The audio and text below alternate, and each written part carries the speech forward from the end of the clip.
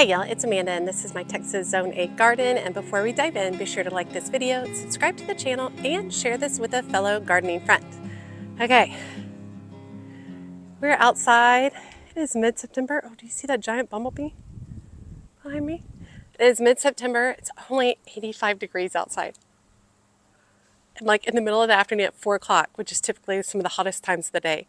That is glorious for us at this time of the year. So today's video is literally going to be about some good old-fashioned hard work in the garden. I have let some areas go and I really just need to get in there and deal with it. So that's what we're going to be doing today. Let me show you. So you can see I've got a lot of wild stuff going on. It's actually really pretty. And I've got a lot of pollinators just losing their mind. There's one over there. That just really enjoying the space, which is awesome. However, as soon as you step over to this pathway, you might notice where there used to be mulch, there is grass, and not a small amount of grass, a large amount of grass. It all needs to be pulled up. We're going to be doing that today. The other thing we're doing is I'm going to be just cutting out my, sorry, I can't speak today, my Black Beauty eggplants. They've been really prolific and they're still going. However, I don't know. I really want to put some bergamot bee balm here, which I think there's enough room. So maybe we can. Maybe we'll just stake these. I think that we'll stake those first. And then we're just going to do some hard labor. I'm just going to sit on my butt, start digging this stuff, and we can talk about gardening and we can talk about life. So let's get started. All right, so I'm gonna get in here. I've got some stakes in here that we can start with. And when I put the stakes in, I'm not gonna put them straight up and down because the plant is already leaning so far. I'm gonna put them at an angle going the opposite way. And that will help bring the plant back to center. Now I'm using some just Velcro so I can attach it in there.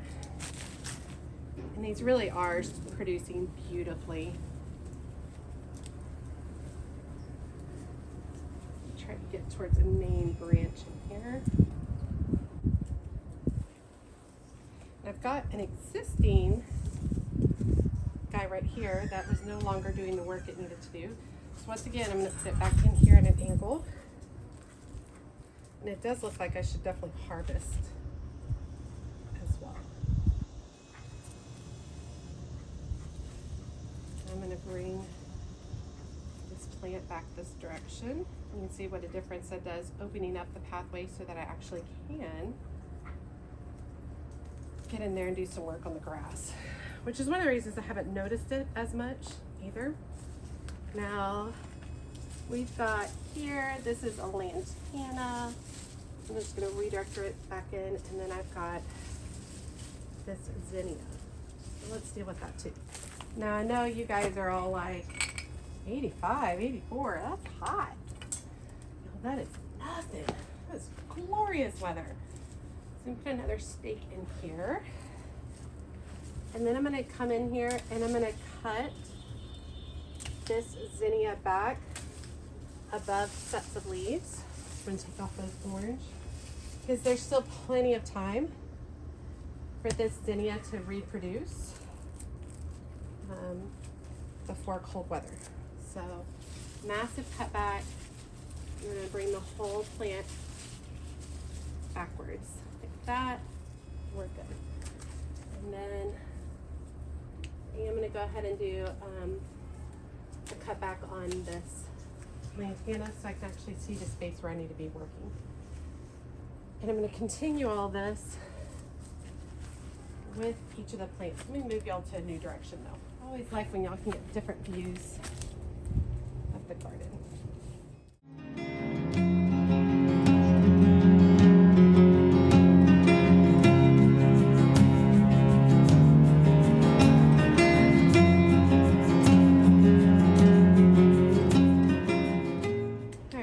Harvest all of the fruit, big, small, ripe, not ripe, whatever, so that these plants can start making a really big push for one last round of fruit for the fall. And I've definitely got some that are too old in here. I think I like my Lastada Degandria variety that I grew last year of eggplant better than this kind of traditional black navy. Felt like there were a lot less seeds. I felt like it was easier to know if the size was correct, things like that. You see that giant bumblebee up there in my climbing snapdragon vine? Oh, he took off. The snapdragon vine has been lovely to grow this year. The pot is actually in the back, so all of its roots and stuff are shaded. But I have just adored growing it. All right, there you go. Gotta harvest. These are not good anymore. This one's okay, this one's not. You can also see the mealybugs. We got a butterfly hanging around. But this area definitely looks a ton better, way more under control. And so now I can start working here.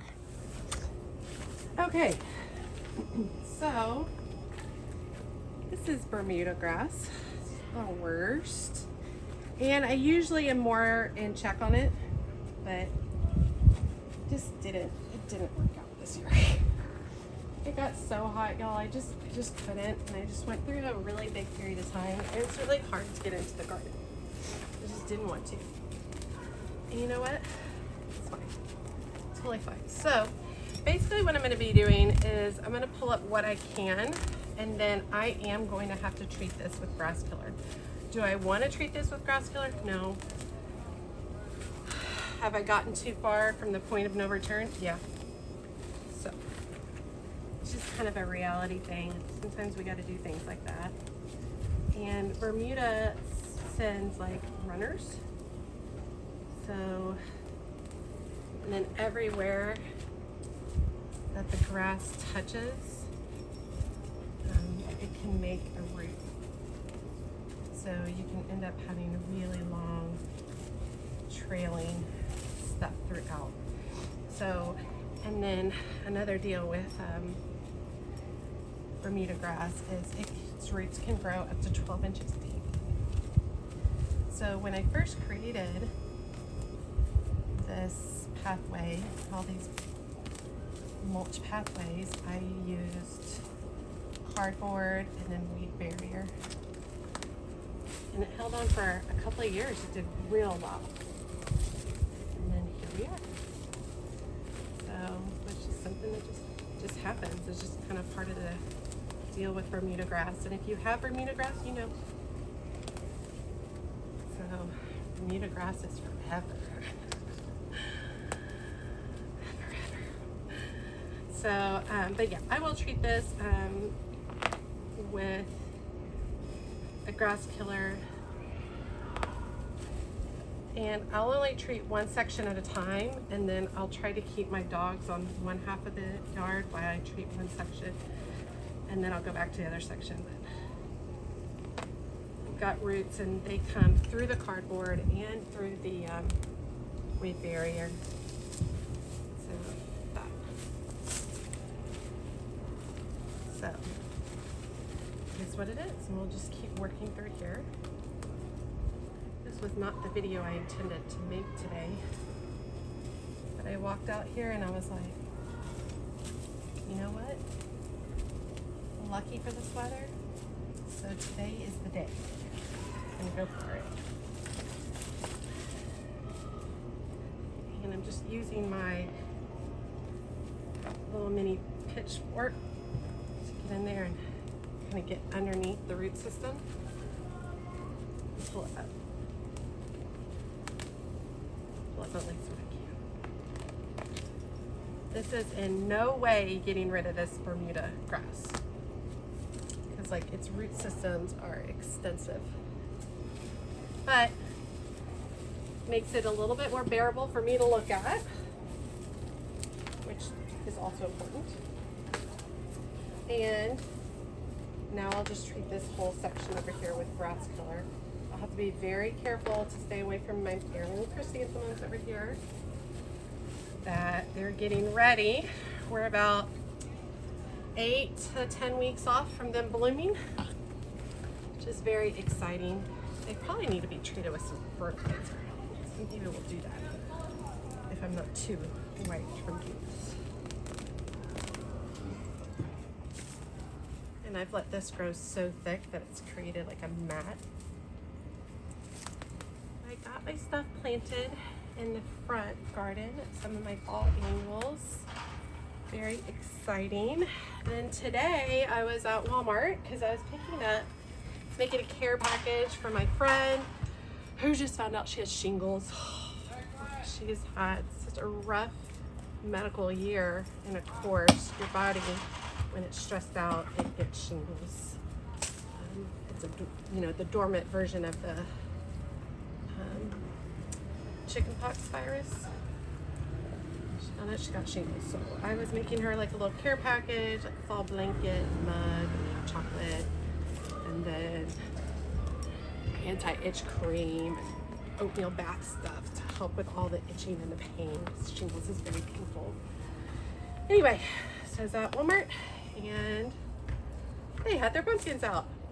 So exciting. And I usually like to get like all the really interesting varieties of pumpkins. Like I like to get like all the fairy tale and very different ones. This year, she's really craving a classic yellow jack-o'-lantern. And they had them for $4.50, which is 25% more than they were last year. They were $3.50 last year. But I just really wanted a classic pumpkin. And I know it's a little early, but you know what? I'm gonna pay for those pumpkins. I wanna enjoy them as long as possible. And I love tucking them into my fall garden. So I went ahead and I picked up 5 of them as a start, because I like to get a lot. And I am going to be working on some fall planters tomorrow. Well, basically I'm going to be working on a trio of planters that are in the front garden. I heard something moving. If it's that armadillo, I'm going to kill it.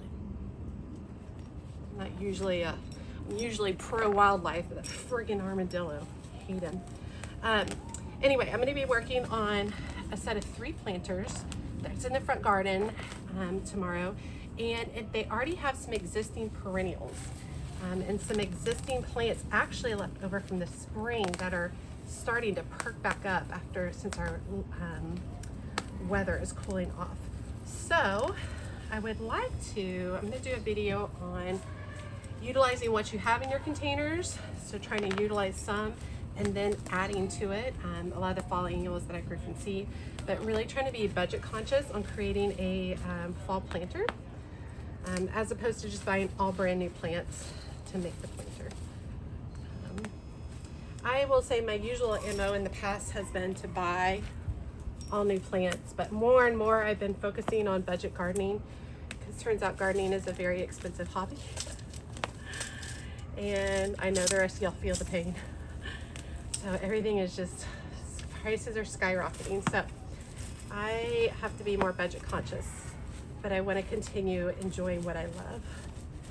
So gotta do some stuff. So messing around with these planters, these containers I'm going to be working with, so that I can create something beautiful for fall without having to buy all new plants.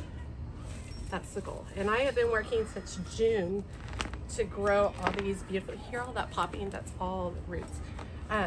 To grow a bunch of beautiful fall annuals. And now is finally time where all that is coming to fruition. So I'm just really excited about it. You can see the grass is usually only over here on this very edge right here. And I may be able to just pull it and keep it in check. And this year I just didn't keep after it and it got out of control. So here we are. And the roots are all the way through the cardboard and the landscaping fabric. And I put some serious cardboard. And I don't know, maybe this winter or early spring we'll pull back all this mulch and add another layer of cardboard. I've done that before. And I think that that's really helpful to stem it off as well. We'll see. I have to take a little bit of a break, make sure that I get my kids off to marching band this evening. And then we'll come out here and we'll do some more work. It's good timing though, look. Just got to this end part. Okay, sorry about the audio. Been dealing with, I think I need to order a new lapel microphone. This one's been struggling, which I usually have to go through a few of these every year. And I don't buy the really expensive stuff, first of all, because I just don't, that's not how I want to spend my money. And then secondly, because I'm outside, I'm really brutal on this stuff. And it just doesn't work out for me. So anyway, so got my 2 high schoolers are now home from school. And they are getting ready for marching band. Every week they have marching band all the time. They march all the time. This is Texas marching band. There's Texas marching bands a lot. But they have what's called a stadium practice. And so we have to, they don't have very long, and then they're going to be right back out the door on the way to stadium practice. And then I'll see them later this evening when they get home. But sounds like we have pre-cal exam tomorrow, biology quiz tomorrow. We got all the things to study for. So when they get home, we'll be in full school mode. I typically like to, I stay up with them during all their studying. I'm not really good at that stuff, but I'm a really good support person during it. I'm good at writing and English and that kind of stuff. My husband's good at the science and math stuff. Pretty sure I sat in poop at some point over here. It smelled real bad. So I wouldn't usually turn a chore like this into a video.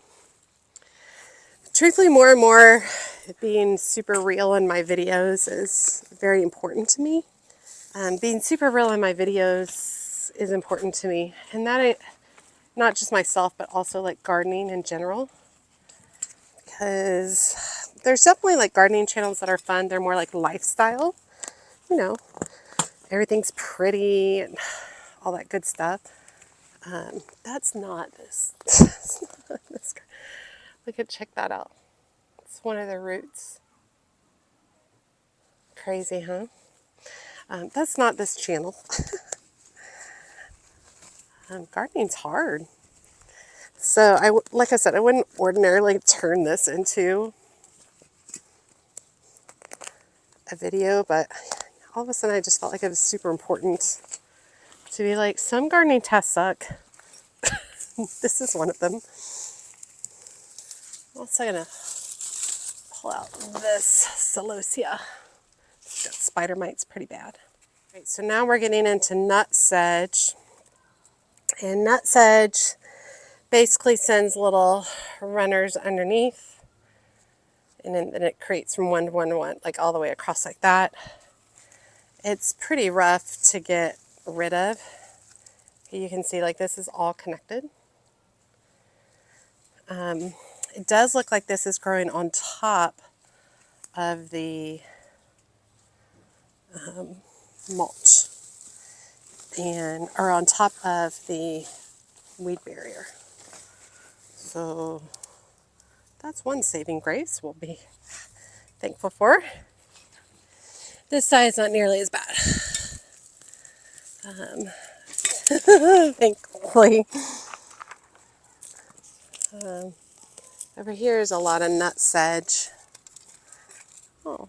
With the nut sedge, I just like to go in with the fork and try to lift up, and then that usually will lift up multiple pieces, which is nice. The basil smells amazing over here. Looks like I need to get in there and do some work on the basil. A lot of it's fell over from all those rainstorms we had. Actually really loved this garden over here this year. I really love the way it looked. Okay, there, check out that nut sedge. So that's what we're aiming to do, is try to get up that whole portion at one time. I definitely think in the spring I'll get, well actually probably late winter, I'll get Jeff and my kids to help me. And we will scrape back this mulch a little bit at a time and lay down thick cardboard again. Just keep doing that. It's worth it. I mean, it's a lot less expensive than doing rock, but my big concern with the rock was how hot it was going to get and how tough it would be on my puppy dogs. I didn't want to do that. And then it would just radiate heat here in this zone. And I didn't want that. And so this is what I came up with. I didn't want grass. This area we've really struggled with drainage. And so this was a really great solution, and I just don't even stress about the mud anymore. The mud used to keep me from being out in the garden. Now it's not a problem at all. So I'm really grateful for that. I do think as this mulch ages, I think one of the things I can do is start, because some of this down low is getting real nice. I could start putting it in some of the beds, but of course, since it has situations like this with the grass, that's probably not the best decision. I am so excited for the weather to be cooling off some. As long as we don't get into triple degree temps, I'm thrilled. It's not like we are so much hotter this year than we have been in the past. I don't know if it's just because pure exhaustion, because I'm getting older as I garden. I don't know, I just didn't have it in me this summer. But also need to give myself grace. Like, it's okay not to be out in triple degree temps gardening. Who wants to do that? So that's okay. One thing that's a little different about North Texas is, there are lots of other places that have triple degree temps, right? But a lot of them get cooler at nighttime. We don't. It just stays brutally hot. It might get down to like the low 90s during the summer on like the hottest days at nighttime. But it's not like we get like a cooler temps where the plants in the garden have some reprieve in the evening. Our cooler temps in the evening tend to be a lot of people's hottest temps during the day.